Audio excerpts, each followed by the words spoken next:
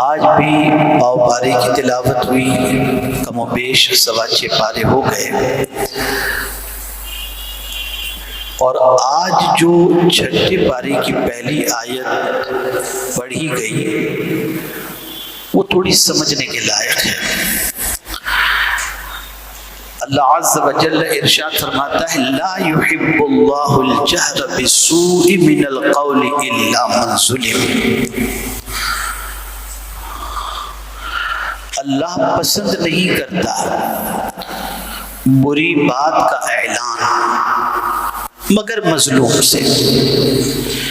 بری بات کا اعلان اللہ پسند نہیں کرتا۔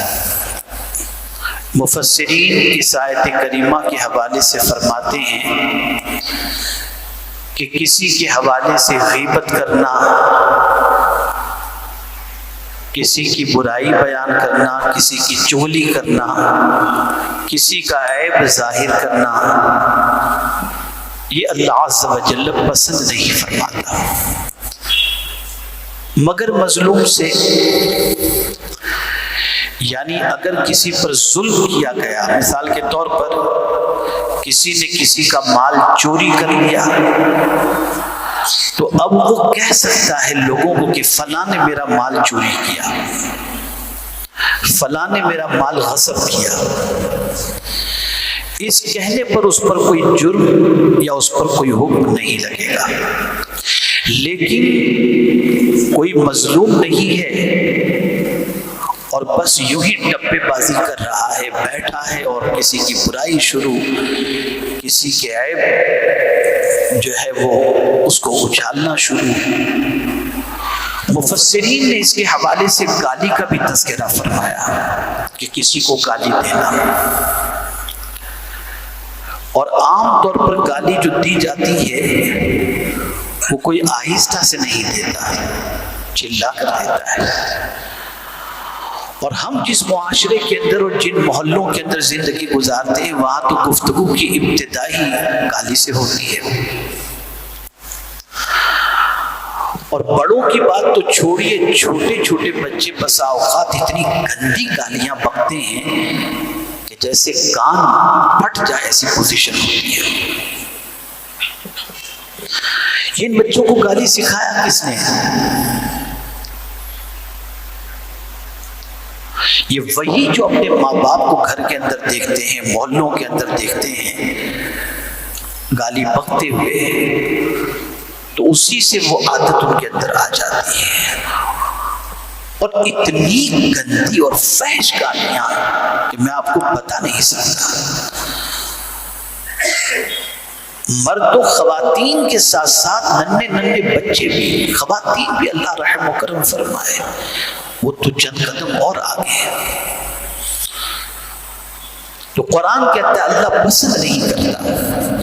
اور میں گالی کے حوالے سے بتا دوں، بہت سارے ہمارے کاروباری شخص یہ کہتے ہیں کہ یہ جو ہے نا گالی کے بغیر سمجھتا ہی نہیں ہے۔ اب میں آپ کو بتاؤں گالی کیا چیز ہے۔ آقا کریم رؤوف الرحیم علیہ التحیۃ والتسلیم ارشاد فرماتے ہیں کہ جب کوئی گالی بکتا ہے وہ اللہ کی نظر سے گر جاتا ہے، گر جاتا ہے اللہ کی نظر سے۔ اپنی زبان کو کبھی بھی گالی سے آلودہ نہ کرو، اور غیبت، عیب جوئی، چغلی، ان سے تم بہت پرہیز کرو، بہت پرہیز کرو۔ تو یہ آیت کریمہ اس طرف توجہ دلاتی ہے کہ تم پر اگر خدا نخواستہ ظلم ہوا ہے تو جس نے ظلم کیا اس کی بات کسی سے جا کر کہنا یہ عیب کی بات نہیں ہے، یہ گناہ نہیں ہے۔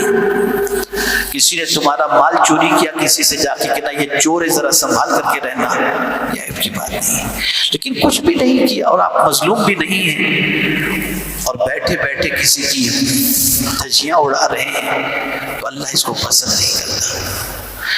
اور آگے کیا ہی پیاری بات فرمائی، ان تبدوا خیرا او تعفوا عن سوء او تعفوا عن سوء فإن اللہ کان عفوا قدیرا۔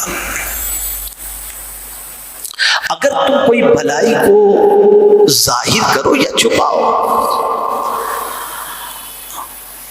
اور اگر تم معاف کرو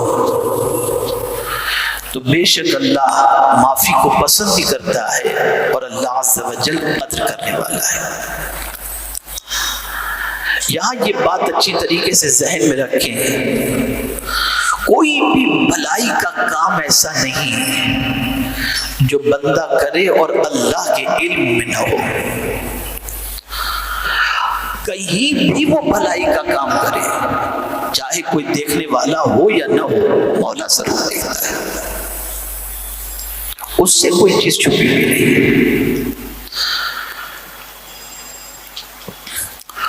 اور خاص طور پر نیکی کو تو چھپانے کا حکم بھی ہے، گناہ کو بھی چھپاؤ، نیکی کو بھی چھپاؤ۔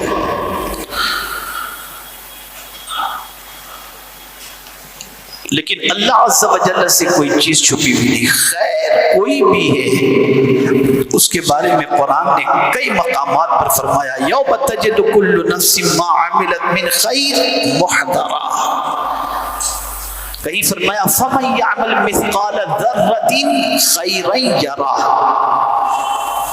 کوئی چیز چھپی ہوئی نہیں، سب ایک ذرے کے برابر بھی بندے نے نیکی کی نا تو وہ نیکی اس کے سامنے اللہ عز و جل لائے گا، اور بندہ خود قیامت کے دن اپنی نیکی کو اپنی نگاہوں کے سامنے پائے گا اور سوچے گا کہ کاش میں اور نیکی کیا ہوتا، نیکی ضائع ہو جاتی ہے۔ اور اگر آپ پر کسی نے ظلم کیا، کسی نے ستایا، کسی نے تکلیف پہنچائی، اور آپ نے اگر اسے درگزر کر دیا، معاف کر دیا، تو پروردگار جل جلالہ کو یہ عمل بہت پسند ہے۔ اسی لیے کئی آیتیں معافی کے حوالے سے قرآن مقدس میں موجود ہیں۔ وَلَمَنْ صَبَرَ وَغَفَرَ إِنَّ ذَلِكَ مِنْ عَزْمِ الْأُمُورِ، جس نے صبر کیا اور معاف کیا بے شک یہ ہمت والا کام ہے۔ معاف کرنے والے کو معاف کیا جاتا ہے، جو بندوں کو معاف کرے خدا اسے معاف کر دیتا ہے، خدا اسے معاف کر دیتا ہے۔ خود رسول رحمت صلی اللہ علیہ وسلم کی حیات طیبہ کا مطالعہ کریں، غزوہ احد کے موقع پر صحابہ کی اجتہادی غلطی کی بنیاد پر 70 صحابہ شہید ہوئے، جس میں سید الشہداء سیدنا امیر حمزہ رضی اللہ تعالیٰ عنہ بھی شہید ہوئے، جو سرکار صلی اللہ علیہ وسلم کے چہیتے چچا تھے۔ لیکن قربان جائیے میرے رب کی عظمت پر کہ جن صحابہ سے اجتہادی غلطی ہوئی تھی ان کے سلسلے میں قرآن نے کہا فاعف عنہم، میرے محبوب ان کو معاف کر دو، ان کو معاف کر دو۔ بلکہ اور آگے آپ دیکھیں صرف معافی ہی کا حکم نہیں دیا، واستغفر لہم، ان کے لیے مغفرت کی دعا بھی کرو، اور یہیں پر اکتفا نہیں، اور آگے فرمایا وَشَاوِرْهُمْ فِي الْأَمْرِ، اور ان سے مشورہ بھی کرو۔ اب یہاں بہت اہم نکتہ میں آپ کے سامنے عرض کر رہا ہوں، زندگی پر یاد رکھیے گا۔ رسول رحمت صلی اللہ علیہ وسلم کو معاف کرنے کا بھی حکم، مغفرت کی دعا کرنے کا بھی حکم، اور پھر ان سے مشورہ کرنے کا بھی حکم، کن سے؟ صحابہ کرام علیہم الرضوان سے۔ لیکن مشورے کے بعد جب کوئی ڈیسیشن لے لیا جاتا ہے تو مشورہ دینے والوں پر بھروسہ نہیں، بھروسہ کس پر کرنا چاہیے؟ فَإِذَا عَزَمْتَ فَتَوَكَّلْ عَلَى اللَّهِ، جب تم کسی کام کا ارادہ کر لو تو اللہ پر بھروسہ کرو۔ تو یہ مزاج ہمیں دیا جا رہا ہے کہ اے اللہ کے بندو، تم اسباب پر بھروسہ کرنے کی بجائے مسبب الاسباب پر بھروسہ کرو، اور جو اللہ پر بھروسہ کر لے اللہ اسے مایوس نہیں کرتا، اللہ عز و جل اس پر کرم کی نظر فرماتا ہے اور اس کے بھروسے کی لاج رکھ لیتا ہے۔ تو دو باتیں سمجھ میں آئیں، پہلی چیز، تین باتیں۔ ایک تو یہ ہے کہ بری چیز، بری بات کا اعلان نہیں کرنا چاہیے سوائے مظلوم کے، اور دوسری چیز یہ ہے کہ بھلائی کوئی بھی آپ کرو، کہیں بھی کرو، چھپ کر کرو یا دکھا کے کرو، اللہ عز و جل ان بھلائیوں کو جانتا ہے اور معافی کو اللہ پسند فرماتا ہے۔ تو اللہ ایک حدیث مجھے یاد آ رہی ہے، آقا کریم صلی اللہ علیہ وسلم فرماتے صدقہ دینے سے مال کم نہیں ہوتا اور معاف کرنے سے عزت کم نہیں ہوتی۔ معاف کرنے سے عزت کم نہیں ہوتی۔ کبھی انسان سوچتا ہے میں اور اس کو معاف کروں یہ مجھے بزدل سمجھے گا، نہیں، جو حضور نے فرما دیا وہ سچ ہے، وہ سچ ہے بالکل۔ بھئی آپ دیکھیے نا، میں ایک چھوٹی سی مثال آپ کے سامنے پیش کروں۔ کسی سیٹ کی اگر آپ حکم عدولی کریں تو منہ دکھانے کے لیے، اس کو یاد کرنے کے لیے آپ ڈریں گے، لیکن صبح سے لے کر رات تک رب کی نافرمانی کرتے ہیں اور مصیبت آتی تو یا اللہ تو کرم فرما۔ ارے پوری زندگی اس کی نافرمانی کر کے پھر بھی تو اسی سے مانگ رہے، تو جواب ملے گا اس سے زیادہ معاف کرنے والا ہے کون؟ ہے کون؟ بلکہ خود رب نے فرمایا اپنے محبوب صلی اللہ علیہ وسلم سے، نبئ عبادی انی انا الغفور الرحیم، میرے بندوں کو خوشخبری سنا دو کہ میں بہت معاف کرنے والا مہربان ہوں۔ تو معاف کرنا اللہ کی سنت بھی ہے اور معاف کرنا رسول رحمت صلی اللہ علیہ وسلم کی بھی سنت مبارکہ ہے۔ اب دو آیتیں آپ کے سامنے عرض کر کے میں اپنی گفتگو کو ختم کروں۔ دوستی کس سے کی جائے اور کس سے نہ کی جائے، ایک بڑا لمبا ٹاپک ہے یہ۔ آج تراویح کے اندر آیت آئی، یا ایھا الذین آمنوا لا تتخذوا اليہود والنصارى اولیاء، اے ایمان والو یہودی اور نصرانی کو دوست نہ بناؤ۔ وَمَن يَتَوَلَّهُم مِّنكُمْ فَإِنَّهُ مِنْهُمْ، جو ان کو دوست بنائے گا وہ انہی کے ساتھ ان کا حشر ہوگا، انہی کے ساتھ۔ اب دوستی کی چار قسمیں ہیں، موالات، مواسات، مدارات اور معاملات۔ کس قسم کا دوست نہ بنایا جائے؟ وہ جو گہری دوستی ہوتی ہے کہ اپنے دوست کی مروت کا کام شروع ہو جائے، اتنی گہری دوستی کہ پھر اس کے دین کے سلسلے میں اپنانے کا جذبہ بھی ہو، اس کے دین کے طریقے کو اپنانے کے اندر بھی کوئی جھجک محسوس نہ ہو، ایسی دوستی سے قرآن نے منع کیا۔ ایسی گہری دوستی ان لوگوں سے نہ کی جائے۔ جہاں تک مواسات کا معاملہ ہے، کوئی پریشان ہے یہودی یا نصرانی، آپ مدد کر سکتے ہو، کاروبار کرنا ہے کر سکتے ہو، معاملات ان کے ساتھ کر سکتے ہو، ان کی خاطر مدارت کرنی ہے کر سکتے ہو، لیکن گہرا دوست نہ بنو، اس لیے کہ ان کی دوستی تمہیں ان کے رنگ میں رنگ دے گی۔ اور آج جیسا کہ ہم دیکھ رہے ہیں کہ ان کی دوستی نے رنگ میں رنگ دیا کہ اب اگر آپ دنیا کے ان ملکوں کا جائزہ لیں جن ملکوں کے اندر اسلام پر بہت سختی سے عمل ہوتا تھا، لیکن ان کی دوستی نے اتنا آگے ان کو نکال دیا کہ اب وہ ساری چیزیں اپنائی جا رہی ہیں جو کسی طرح سے اسلام کے اندر شامل نہیں ہیں۔ اور یہ بات یاد رکھیے گا، سرکار صلی اللہ علیہ وسلم نے ارشاد فرمایا، جب کسی سے دوستی کرو تو اس کا دین دیکھ لیا کرو، اس لیے کہ انسان اپنے دوست کے دین پر ہوتا ہے۔ پھر ایک مقام پر فرمایا، لا تصاحب الا مؤمنا، دوستی مت کرو مگر غلام رسول سے دوستی کرو۔ اب اگر کوئی مومن سے دوستی کرتا ہے تو کیا ہوگا، اس کو آگے آج بیان کیا گیا، انما ولیکم اللہ ورسولہ والذین آمنوا۔ میں اس کو آمنو کو تھوڑا سا آپ کو بتاؤں گا، تمہارے دوست اللہ، اس کے رسول اور ایمان والے ہی ہیں، یہ قرآن کہتا ہے، انما حصر کے لیے آیا۔ لیکن آپ بھی اپنے آپ کو ایمان والا کہتے ہیں، میں بھی اپنے آپ کو ایمان والا کہتا ہوں، تو اب کیسے ایمان والوں سے دوستی کی جائے اس کو قرآن نے کھولا۔ الذین یقیمون الصلاۃ ویؤتون الزکاۃ وہم راکعون، جو نماز قائم کرتے ہیں، زکوٰۃ دیتے ہیں اور رکوع کرنے والے ہیں۔ یہاں اقامت صلاۃ کی بات کی گئی اور ایتاء زکوٰۃ کی بات کی گئی۔ اور اب اگر کسی نے اللہ کو، اس کے رسول کو اور ایمان والوں کو دوست بنا لیا تو اب قرآن نے آگے بتا دیا وَمَن يَتَوَلَّ اللَّهَ وَرَسُولَهُ وَالَّذِينَ آمَنُوا فَإِنَّ حِزْبَ اللَّهِ هُمُ الْغَالِبُونَ، جس نے اللہ اور اس کے رسول اور ایمان والے کو دوست بنا لیا، یہ اللہ کا گروہ ہے اور یہ غالب آ کر کے رہے گا، یہ غالب آ کر کے رہے گا۔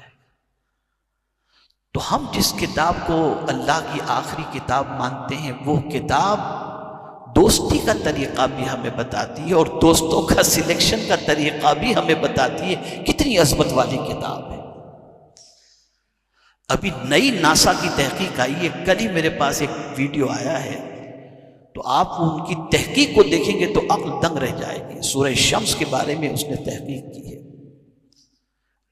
اور بتایا ہے کہ ہر آیت کے آخر میں ہاں جو ہے اس سے کیا مراد ہے۔ تو دنیا قرآن کے ایک ایک حرف کی تحقیق کر رہی ہے اور مسلمان قرآن پڑھنا ہی نہیں جانتا، پڑھنا ہی نہیں جانتا اور نہ سیکھنے کی کوشش کرتا ہے۔ ہم اس کتاب کو مانتے ہیں، آخری کتاب اور اللہ کی کتاب، جس کتاب کی حفاظت کا ذمہ اللہ نے لیا ہے اور وہ ہدایت کی کتاب ہے۔ لیکن اس قوم پر جتنا ماتم کیا جائے اتنا کم ہے کہ یہ قوم جتنا اس کتاب کو مانتی ہے اتنا اس کتاب سے فائدہ نہیں اٹھاتی، بالکل نہیں اٹھاتی۔ بس ایک حدیث مجھے یاد آ رہی ہے ہلاکت کے حوالے سے اور کامیابی کے حوالے سے۔ آقا کریم صلی اللہ علیہ وسلم نے فرمایا، پہلے کے لوگ یقین اور زہد کی بنیاد پر کامیاب تھے، انہیں اللہ کے ہر فرمان پر یقین تھا، جو اللہ نے فرما دیا 100% صحیح، جو حضور صلی اللہ علیہ وسلم نے فرما دیا 100% صحیح۔ ارے مولانا آج نہیں، کچھ بھی نہیں، اللہ کا فرمان حق، اس کے حبیب صلی اللہ علیہ وسلم کا فرمان حق۔ اور زہد کی بنیاد پر کوئی دنیا کی اتنی محبت نہیں، کوئی حرص نہیں، کوئی لالچ نہیں۔ اور بعد والی امت کی ہلاکت کا سبب جو بیان کیا گیا، ان میں حب دنیا اور لمبی امید، اتنی لمبی امید کہ جس کی کوئی انتہا نہیں۔ ارے کل کر لیں گے، ابھی تو عمر ہی کیا ہے، ابھی تو دیکھا جائے گا، بعد میں سوچتے ہیں، کرتے ہیں، یہ کر لیں، پھر یہ کر لیں، پھر یہ کر لیں، پھر اس کے بعد اس کے بعد اس کے بعد، بس یہی سب چل رہا ہے۔ تو اس امت کی ہلاکت کا ایک سبب حب دنیا اور طول عمل، لمبی امیدیں۔ آقا کریم صلی اللہ علیہ وسلم تو ارشاد فرماتے ہیں کہ منہ کے اندر جو لقمہ ہے وہ چبا سکوں گا کہ نہیں چبا سکوں گا، اور دائی اجل سے کہیں پیغام آ گیا تو جو آنکھ کھلتی ہے پلک کے جھپکنے سے پہلے ہو سکتا ہے دائی اجل کا پیغام آ جائے، اللہ کی طرف سے بلاوا آ جائے،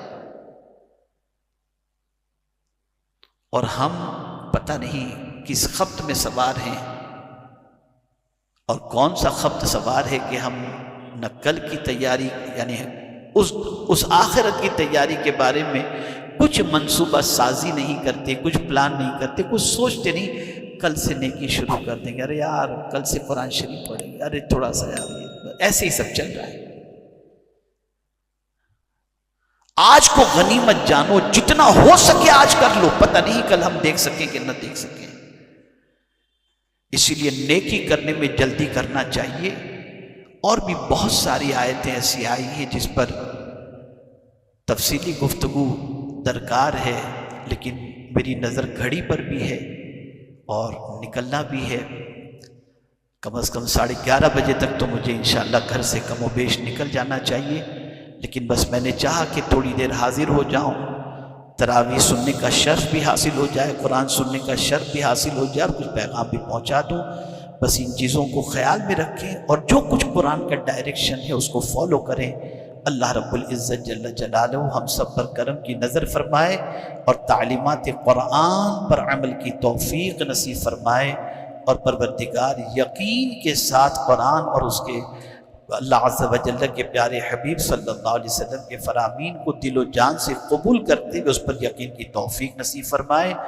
باقی تراویح بھی ہمارے لیے آسان فرمائے، روزے بھی آسان فرمائے، عبادت کی توفیق عطا فرمائے، عبادت کی لذت عطا فرمائے، اور پروردگار ہم سب کا خاتمہ ایمان پر فرمائے، اور پوری دنیا کے مسلمانوں کو پروردگار چین، سکون اور راحت کی زندگی نصیب فرمائے۔ وصلی اللہ تعالی علی خیر خلقہ ونور عرشہ سے وما علینا الا البلاغ المبین۔ السلام علیکم ورحمۃ اللہ وبرکاتہ۔